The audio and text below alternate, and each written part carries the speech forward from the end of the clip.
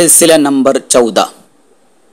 सर्दी व ज़ुकाम में चंद लोग विक्स वगैरह को सूंघते हैं, इससे रोज़ा नहीं टूटता।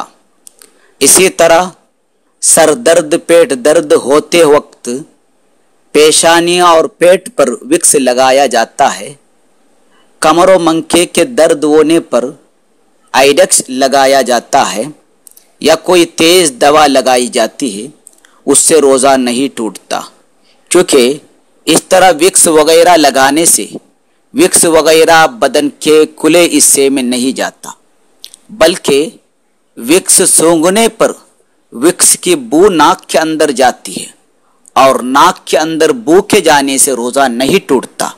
अलबत्ता पानी में विक्स लगाकर उसके भाप लेने से रोज़ा टूट जाता है, क्योंकि भाप लेते वक्त पानी भाप बनकर नाक या मुंह के अंदर चले जाता है, इससे रोज़ा टूट जाता है। इस सिलसिले में हमने सिलसिला नंबर 13 में बयान किया है।